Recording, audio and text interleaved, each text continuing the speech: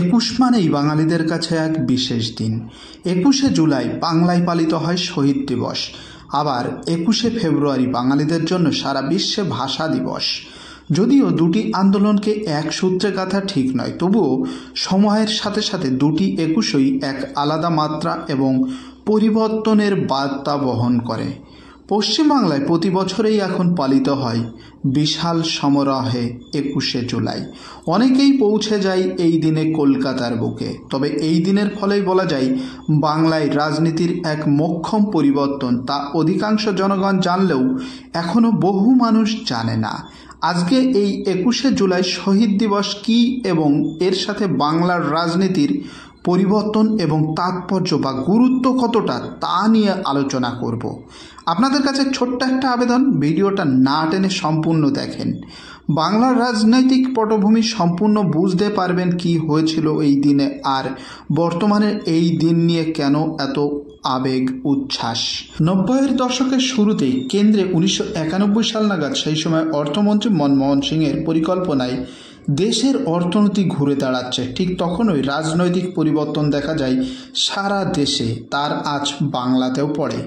বাংলার বিরোধী আসনে তখন কংগ্রেস, আর এই কংগ্রেস বাংলায় গা ঝাড়া দিয়ে ওঠে দাঁড়ায় একজনের জন্য।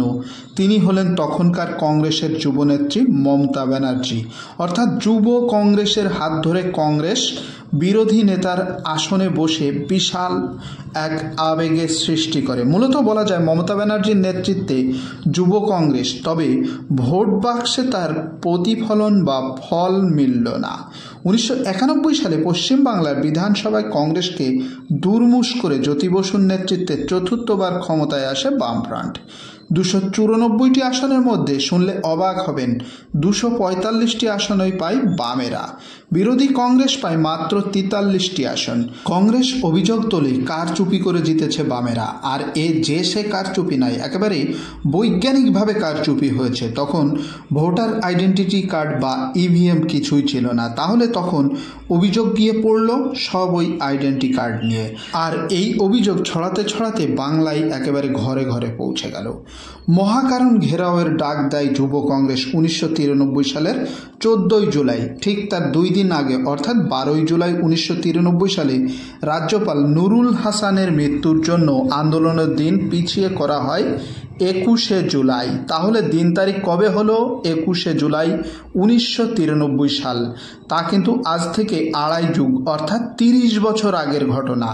নেতৃত্ব দেবে কে বা কে ডেকেছিল এই অভিযানের নেতৃত্ব দেওয়ার জন্য? অবশ্যই যুব কংগ্রেস নেত্রী মমতা ব্যানার্জি।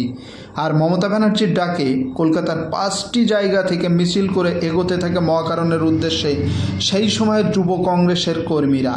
সেই ৫টি মিছিলের নেতৃত্ব দিয়ে আসতে থাকেন সৌগত রায়, সুদীপ বন্দ্যোপাধ্যায়, পঙ্কজ বন্দ্যোপাধ্যায়, কাকলি ঘোষ দস্তিদার, মদন মিত্র, জ্যোতিপ্রিয় মল্লিকের মতো নেতা নেত্রীরা।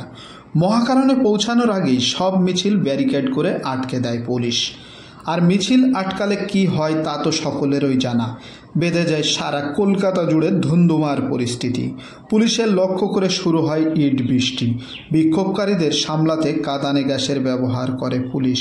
চলে বেধড়ক লাঠিচার্জ, আর সেই লাঠির ঘায়ে খোদ মমতা ব্যানার্জিও গুরুতর জখম হন। আর এখানেই বাঙালির রাজনীতি ঘেটে নেত্রী জখম হওয়ার খবর ছড়িয়ে পড়তেই যেন আগুনে ঘি ঢালা হয়। জায়গায় জায়গায় বিক্ষুব্ধ জনতা আর পুলিশের মধ্যে সংঘর্ষে তিলোত্তমা শহর কলকাতা উতাল ফাতাল হয়ে যায়। গোটা কলকাতা রণক্ষেত্রের চেহারা নেয়। পরিস্থিতি সামাল দিতে পুলিশ গুলি ছুটতে শুরু করে। তারপর এই রণক্ষেত্র শান্ত হলে দেখা যায় অকালেই ঝরে পড়ে আছে রক্তাক্ত অবস্থায় ১৩ জন যুব কংগ্রেসের লাশ। জখম হয়ে হসপিটালে বহু মানুষ। ব্যাস, বাংলার রাজনৈতিকভাবে এই দিনটি পাকাপাকিভাবে জায়গা করে নিল ২১শে জুলাই। ১৯৯৩ সালের পর থেকে প্রতি বছর মমতা ব্যানার্জির নেতৃত্বে ধর্মতলায় শহীদ স্মরণে সভা করতে থাকে। শহীদ মঞ্চ হিসাবে চিহ্নিত হয় ২১শে জুলাই। আর এই ২১-এর স্লোগান হয়ে ওঠে একটাই, বাম শাসনের অবসান। বঙ্গ রাজনীতির জল গড়িয়েছে বহুদূর। কংগ্রেস ছেড়েছে মমতা, গড়েছেন নিজের নিজের দল তৃণমূল কংগ্রেস, কিন্তু 21শে জুলাইয়ের উত্তরাধিকারী ছাড়েননি মমতা ব্যানার্জি। ছাড়বেনই বা কেন? সেই 21 তারিখ থেকেই তো বাংলার রাজনীতিতে বৃহৎ পরিবর্তন শুরু হয়। মমতা ব্যানার্জির নেতৃত্বেতেই শুরু হয়েছিল ওই দিন। 21শে জুলাই ছাড়াও বাংলার বহু দিবস পালন হয়, তবে 21শে জুলাই রাজনীতির ক্ষেত্রে একটা বড় মাইল ফলকের সৃষ্টি করেছিল, চিহ্ন এঁকে দিয়েছিল বড়, যে 21শে জুলাই অতীতের স্মৃতি জাগরণ, বর্তমানের পরিস্থিতি আর ভবিষ্যতের দিক নির্দেশ সব যেন এই 21শে জুলাই থেকেই সেট করা হয় বর্তমান রাজনীতিতে। এখন তো সারা রাজ্যের জনগণ স্মরণ করে এই দিনটি। 1993 সালের 21শে জুলাই একাই নেতৃত্ব দেন যুব কংগ্রেসের এই মহাকারণ অভিযান মমতা ব্যানার্জি। অনেক ভোট কুশলীদের মতে এই দিনই তৃণমূল কংগ্রেস সৃষ্টির বীজ বপন হয়েছিল। সেই 30 বছর আগে ঘটে যাওয়া ঘটনা এখনও অতিবাহিত করে চলেছেন মমতা। নেতা কর্মী শান্তি মন্ত্রী সকলেই যেন এই দিনটাই আবার উজ্জীবিত নতুন স্লোগানে, নতুনের সন্ধানে এগিয়ে চলে। সবাই যেন টনিক নিয়ে ঘরে ফেরে 21শে জুলাইয়ের মঞ্চ থেকে। তৃণমূলের জন্মলগ্ন 1998 সালের পর থেকেই কার্যত বার্ষিক ইভেন্ট হয়ে গিয়েছে এই 21শে জুলাই। যুব কংগ্রেসও দিনটি আজও পালন করে ঠিকই, তবে তা শুধু নামে মাত্র। 21শে জুলাই দীর্ঘ 30 বছর ধরে স্টিয়ারিং ঘোরাচ্ছেন মমতা ব্যানার্জি নিজ হাতে। এই 30 বছরের মধ্যে কয়েকবার 21শে জুলাই খুব বড় করে হয়নি, শুধু নিয়ম মাফিক শহীদ বেদিতে মাল্যদান করা হয়েছে, কিন্তু লক্ষ্যে থেকে সরেনি তৃণমূল নেত্রী। 2006 সাল থেকে শুরু হওয়া জমি আন্দোলন 21শে জুলাইয়ে নতুন মাত্রা যুক্ত হয়। 2007 সালে নন্দীগ্রামে পুলিশের গুলিতে 14 জনের মৃত্যু হয়। নতুন উদ্যমে উঠে আসে বাম শাসনের অবসানের শপথ। 2008 সালে পঞ্চায়েত নির্বাচনে তৃণমূল কংগ্রেস 2টি জেলা পরিষদ জিতে যায়, 18টির মধ্যে 2টি জিতে যায়। আর এই 2008 সালের 21শে জুলাই কলকাতায় জনস্রোত, এক কথায় বলা যায় জনগণের ঢলে কলকাতার বুকে সুনামি বয়ে যায়। 2009 সালে লোকসভায় 18টি আসন জেতে তৃণমূল কংগ্রেস। জনসমুদ্র অটুট থেকে যায় 21শের মঞ্চ ঘিরে। তৃণমূল নেত্রী বুঝতে পারেন লক্ষ্যে পৌঁছানোর জন্য খুব কাছাকাছি চলে এসছেন, আর এই উপলব্ধি থেকেই 21শের মঞ্চ হয়ে ওঠে স্বপ্ন পূরণের শপথ মঞ্চ। 2011 সালে ঘটনা ঘটিয়ে রটিয়ে ফেললেন 34 বছরের বাম জামানার অবসান ঘটিয়ে দিলেন। বাংলার সিংহাসনে তৃণমূল কংগ্রেসের মুখ্যমন্ত্রী হলেন মমতা ব্যানার্জি। এই বছরেই ব্যতিক্রমভাবে 21শের শহীদ স্মরণ এবং বিজয় উৎসব পালিত হলো ধর্মতলার পরিবর্তে ব্রিগেডে। মঞ্চ আলোকের আসনে বসেন বাংলার তথাকথিত বুদ্ধিজীবী, সাহিত্যিক, সিনেমার হিরো হিরোইন থেকে বিভিন্ন ধরনের যারা বহু উজ্জ্বল নক্ষত্র।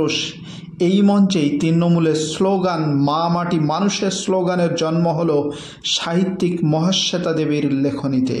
2013 সালে রাজ্যের বেশিরভাগ পঞ্চায়েতে জয়ী হয় তৃণমূল, আর এই জয়ের পরেই রাজ্যে দ্বিতীয়বার 21শের মঞ্চে পালিত হয় বিজয় উৎসব। 2014 সাল থেকে 21শে জুলাইয়ের আগে থেকেই বাংলার রাজনৈতিক অভিমুখ বদলে যায়। এই বছরেই বামেদের পায়ের তলার মাটি সরতে শুরু করে বিরোধী আসন থেকেও। লোকসভায় 2টি আসনে জেতে বিজেপি। ধীরে ধীরে বাংলার রাজনীতিতে আবার বদলের সম্ভাবনা দেখা যায়। বিরোধী দলের জায়গায় উঠে আসে সিপিআইএমকে সরিয়ে বিজেপি। 2016 সালে তৃণমূল আবার ক্ষমতায় আসে, রাজ্যে বিধানসভায় জিতে। চলতে থাকে মহাসমরয়ে 21শে জুলাইয়ের পালন। রাজনীতির পাশাপাশি টলি তারকারাও মঞ্চে এসে সাফল্যমণ্ডিত করে তুলতে থাকে। 2018 সালে পঞ্চায়েত ভোটে ব্যাপক সাড়া ফেলে দেয় তৃণমূল, কিন্তু বাদ সাধল তার পরের বছরের লোকসভা ভোট। কেন্দ্রে মোদী শাহ ঝড় তুলে দিয়েছেন বিভিন্নভাবে, আর সেই ঝড়ের আস বাংলার বুকে এসেও পড়ল। 42টি আসনের মধ্যে 18টি আসনে জয়ী হয় বিজেপি। অর্থাৎ ঘাড়ে নিঃশ্বাস ফেলা শুরু হয়। সেই ধাক্কার পরে মমতা ব্যানার্জির দলীয় নেতানেত্রীর আবার অক্সিজেন নিয়ে 21শের মঞ্চ থেকে লড়াইতে নেমে পড়ে 21শের বিধানসভার জন্য। যদিও করোনাকালে 2020 এবং 21 সালে অনলাইনে পালন হয় 21শে জুলাই। শুধু যন্ত্রের বদল নয়, ততদিনে তৃণমূলের দলের অন্দরেও বেশ পরিবর্তন হয়ে গিয়েছে। দলের চাণক্য যাকে বলা হতো সেই মুকুল রায় যোগ দিলেন বিজেপিতে। দ্রুত উঠে আসলো অভিষেক ব্যানার্জি। ব্যানার্জি। আর তারপর থেকে অভিষেককে ঘিরেও বর্তমান রাজনীতিতে নানা উন্মাদনা আবেগের জায়গা তৈরি হয়েছে।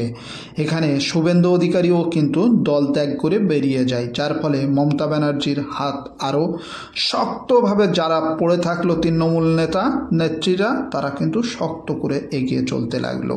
2021 সালে আবারও অধিক আসনে অর্থাৎ 211 জায়গায় 215 আসনে 294 আসনের মধ্যে জয়ী হয়ে ক্ষমতায় আসেন মমতা বন্দ্যোপাধ্যায়ের হাত ধরে তৃণমূল কংগ্রেস।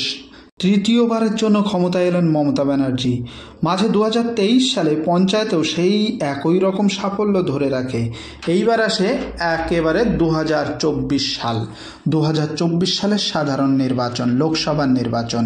এবারে কেন্দ্রীয় বিজেপির স্লোগান ছিল 400 পার। বাংলা থেকে 18 থেকে বেড়ে যেন 35টি আসন আসার সম্ভাবনা দেখতে পাচ্ছিল, কিন্তু বাংলায় হয়েছে উল্টো, 18 থেকে কমে 12তে পৌঁছেছে।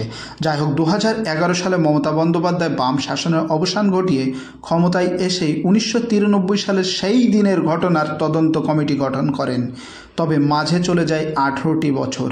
তাহলে তখনকার যে প্রযুক্তি, সেই প্রযুক্তিতে আর কী বা প্রমাণ থাকতে পারে? আর কিছু যদি সরকার করেও থাকে সেই সময়, তার মাঝে 18 বছর কেটে যাওয়ায় প্রমাণই বা কোথায় পাবে, কোথায় থাকবে? তবুও তদন্ত কমিটির প্রধান হয়ে বিচারপতি চ্যাটার্জি যেটুকু তদন্ত করেছিলেন, তার রাজনীতির আবহাওয়ায় কালের হাত ধরে কোথায় যেন হারিয়ে গিয়েছে। এখন আর কেউ সেই ইতিহাস ঘাঁটতে যায় না, সবাই চায় এগিয়ে চলতে। আর এগোতে এগোতে বহুদূর এগিয়েছে। সেই সচিত্র পরিচয়পত্র চালু হয়েছে, ইভিএম মেশিন চালু হয়েছে, সাথে আবার ভিভিপ্যাট। কোন চিহ্নে ভোট দিলেন তাও সামনে ছবি আকারে ভেসে উঠছে। যাই হোক, শহীদ দিবস রাজ্য রাজনীতির এক গভীর তথ্য বয়ে নিয়ে বেড়াচ্ছে। আমার এই ভিডিওর উপর আপনার কোনো আলোচনা বা বলার থাকলে অবশ্যই সুচিন্তিত মতামত জানাবেন কমেন্ট বক্সে। ভিডিও ভালো লাগলে প্লিজ একটি লাইক করে দেবেন, আপনার প্রিয়জনকে শেয়ার করে জানার সুযোগ করে দেবেন। চ্যানেলে নতুন হলে please subscribe my channel. Okay, thank you for watching my video.